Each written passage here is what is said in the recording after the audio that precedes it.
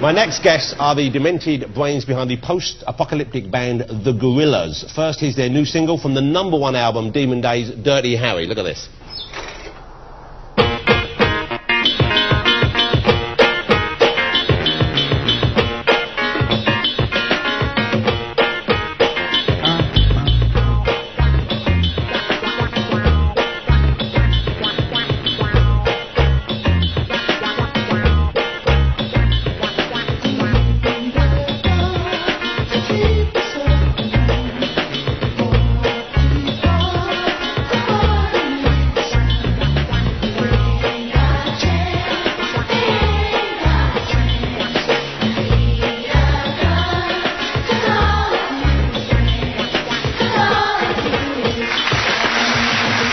Please welcome Damon Albarn and Jamie Hewlett, ladies and gentlemen.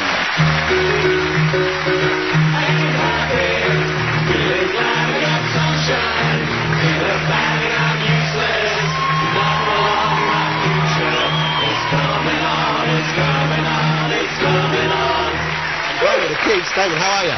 Jamie, nice to have you on the show. Thank you for coming on. Damon Albarn and Jamie Hewlett, ladies and gentlemen. Now, I suspect most of you recognise Damon. You know him from the big hit popular beat band Blur, all right? Jamie, you might not be so familiar with, although I'm probably more excited that Jamie's on the show than you, Damon, no disrespect.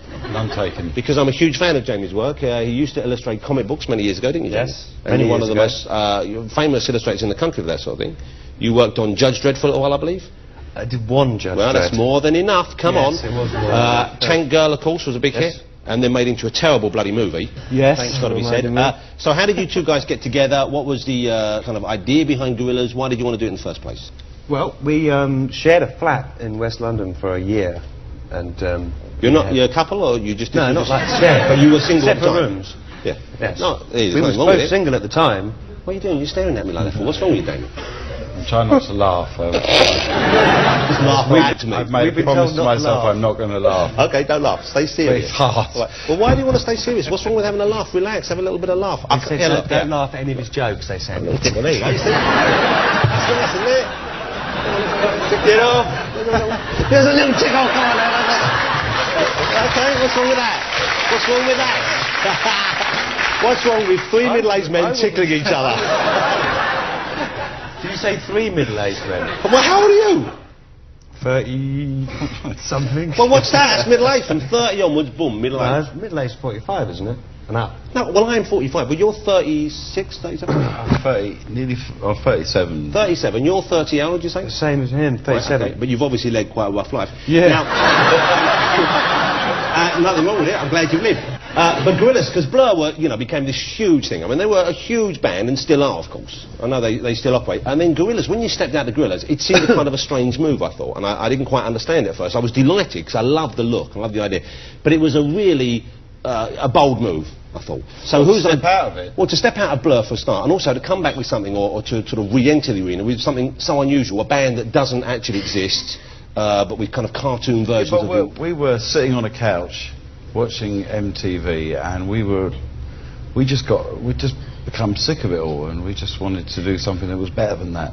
But everything was celebrity sort of led, and without any sort of content. So we thought, do something and remove the celebrity element and create 10 celebrities and manufacture a band, but do it properly. Being in a band can make you feel like a cartoon, so just become a cartoon, accept it. I've seen Gorillaz live. I know you've done a couple of gigs recently. You did a big gig in Manchester, didn't you, recently? Did you not see them? I didn't go there, no. They were much better than the original live gig. Well, I liked the original live gig. It was such an unusual thing. I love the concept behind it, the idea, because it wasn't just the fact that you created these characters, but you created such clever characters. Who are the 4 characters in the band? What are their names? Murdoc, Russell, right. 2D and Noodle. Russell is the drummer guy, isn't he? Russell's the drummer. 2D, and Noodle is the little Japanese girl, isn't she? Noodle's a little Japanese girl, yeah. Who was FedExed into the band, I believe. That's right. She arrived in a crate. And I just thought it was a very clever combination of people that kind of tapped into the mood at the moment and what was happening at the time. And I wanted to see how you would get away with doing it live. I didn't know whether you'd come out wearing masks. And you kind of did it behind a screen, didn't you, the first time you performed live? And there were shadows, were there? Was it puppets involved or masks? What did you do to give the effect that the band were there? Well, a few people behind the screen had kind of sort of cartoon head So to match the shape of the characters that we would have known by then, yeah. It kind of worked well. It was a good effect. But you don't do that now. What do you do now if someone sees you live? We weren't really doing something that was necessarily related to the characters. We just thought the album deserved to be played from beginning to end, and it had got such an amazing group of people on it, from Ike Turner to Shaun Ryder to Nana Cherry, De La Soul, Far Side, Dennis Hopper, Roots Maneuver, Martina Topley Bird. Some of those I've heard of. You've heard of them. But you know what I like about you, Damon, in particular, is you're so open to working with other people, and you're so open to talent out there, which is, you know, which is quite something. And you've been working with a lot of what we would call world musicians, people who are from other parts of the world who aren't just in the kind of pop or rock mainstream. It's not world music, because we're world music. Yeah, but I think we think of ourselves, when we talk about pop music, we think of it as being like America. No, we've got this very myopic idea about what music is, and I've just been really fortunate to do quite a lot of travelling and meet a lot of amazing, lovely people, and stuff has come out of that experience. I thought it was very interesting, because you were one of the first people to speak out against the, I don't know whether booking policy would be the right phrase, but the kind of approach that was taken when Live 8 was put together. Yeah, I thought it was rubbish, to be honest with you. I thought it was, you know, the intention was obviously really good, but I think it left everyone with a really sort of empty feeling, and something like that should have been such a celebration of music, and you know, that would have happened if they'd have had more African musicians, or just a sense of a community, as opposed to something being really cliquey. It did seem perhaps at times a little patronising, you know. I mean, I'll be honest with you, I could have swapped Velvet Revolver for just about anyone. I could understand why they put those names, because of course what they really wanted to do was get as much exposure in the Western media as possible. And to do that, you get a band like Pink Floyd on, who are not to everyone's taste necessarily, but to reform a band like that gives you an awful lot of attention. And the other bands all had a kind of, you know, they were chosen to attract different aspects of, you know, a Western audience, and certainly, you know, to get the media's attention, which I think they achieved. Yeah, but which they wouldn't have achieved with African. No, but seriously, they wouldn't have done, because I know there's some great music. Yeah, but what did it actually achieve?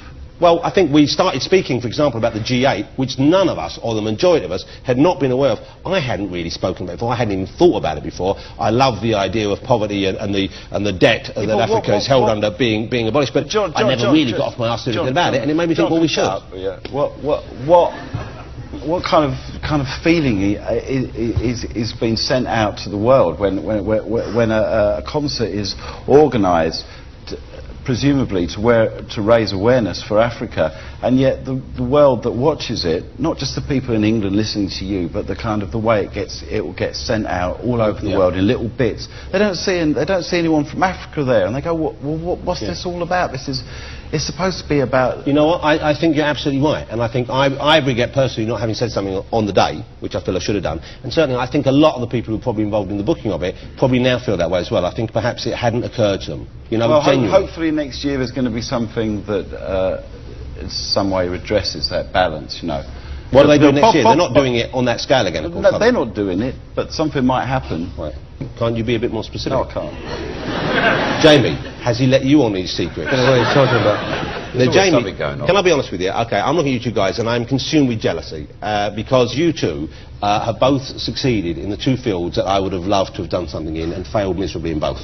Okay, you know, one of the most successful, popular and talented musical performers in the country, and you one of our best comic book artists. Do you draw comic books? I do draw comic books. Really? Not very good ones. Not so much anymore, but I used to. Are you familiar with Dr. Death and his sidekick, Spunky the Monkey? Seriously, I've got 3 pages I'd like to show you. Right? He was a skeleton with sunglasses on. He lived in a little town, and he had a monkey floating around, and there was another sidekick who was a small robot, but he was mainly round because I found it easier to draw. He's good, isn't he? Is it? I know you don't really draw comic books as such anymore. No. It's not your main source. Do you do them at all anymore? I haven't drawn a comic book in a while. It takes too long. But isn't there something just so brilliant about comics in that create it? You sit down. I mean, here you're working with Damon, which I'm sure must, you know, have moments that are fun. You work with a lot of other people. Comic books, you're in charge. Yeah, but it's a lonely career. But there's something great about it. But I don't miss it. I'm sort of having fun. I might do another one, but I do my own comic book, and I probably wouldn't work for any of the comic book companies. Do people make money making comic books, though? Do they make any sort of money worth I don't think comic artists make a lot, you know, I mean, they get by. Yeah, but you have to generate so much material to make money. Do you read comics still at the moment? No. What? What's wrong with you? I occasionally go to the odd comic shop, and then I get a bit lost. I don't really know what's... I mean, I like your Daniel Klaus and... Did you read Darwin Cook's New Direction series, where you saw where Green Lantern came from, and... What are you laughing at? Because you know so much about it. Yes, I know a lot about it. And I thought I knew a lot about it. Why don't you, you know, plough some of your millions into doing a series about the history of comic books? I wouldn't do. I tell you why I wouldn't do a series on comic books, because I feel it's one of those things. Well, two reasons, which are both I think very good reasons. One is I think it's a kind of, it would be somewhat indulgent of me to try and do a show about something, because I don't think there's that much interest in them over and above those who love them. There isn't really. That doesn't mean you shouldn't make a program about it. Well, maybe I will one day, but you know, I'd be wide. I certainly wouldn't want to spend licence payers' money on it when I could get paid a lot more. Well, no, sorry, when I could reach a lot more people with a show like this. But everything you do doesn't have to be completely mainstream. No, that's true. But I tell you the main reason I wouldn't do it, and this I think you will understand, is because it's so... I'm almost welling up. It's so special to me, and it's so important to me. No, it really is. Seriously, I can't begin to tell you how important it is to me, how important comics are to me. And I would not in any way. You know what? I don't want to share them with you. All right? They're mine. You shouldn't. Yes, and they're mine, and then you don't want people to talk about it because they might say I don't like it. You go, well, don't even look at it then. Yeah. It upsets me too much. It's too personal. You should keep it to yourself. Yes, thank you. It would sully it. Okay. You know. Yeah, it would feel sullied. It would feel cheated. Here we have the two sides of Jonathan Ross, don't we? The kind of sort of tortured comic book aficionado. That's a failure. I'm carrying the torch for the next generation is what I'm doing. All right. And what's the other side, pray tell? Well, you know, the Jonathan Ross that we all know and love. Well, thank you for choosing. I'll show your hand for that. That's very kind of you. It's very kind of you. So Gorillaz as a unit, right? Are you carrying on? Are you going to keep the tours going? I mean, because I know they appeared on stage. We did 5 nights in Manchester. We don't. It's not. It's not a big thing like that. We're working on a tour. The Manchester thing was not an excuse, was a reason to get together all of the musicians who appear on the album to do a live version. Haven't you got a bit of footage of that? We have got of MTV. Now this is different. This is Lisbon. This is. Can you come sit here? Because I think you know my time has come. Would you like to host the talk show? Damon, I'd love to see you hosting the talk show. It would be rubbish, but I'd watch at least one episode. Okay, Damon, stand over here and ask this question. Go on, Damon, go on, Damon. I know you want to. Go on. Just one. Go on, Damon, go on. All right, okay. Ask me anything you want to know about Marvel Comics from 1960 to 1972. Listen. Damon, go on. No, you got it. Go on, sit down. Look, you chose. Go on, sit down. Jonathan. Just do one link to camera. Jonathan. One link to camera, call it. I'm a musician, you're a presenter. Get back where you belong.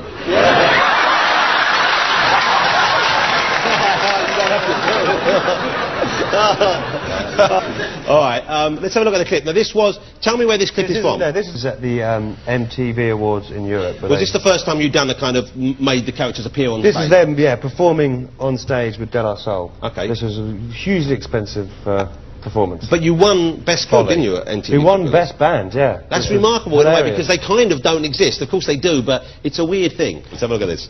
Don't stop, get it, until you cheer the heavy, watch the way he navigate. Ha ha ha ha ha.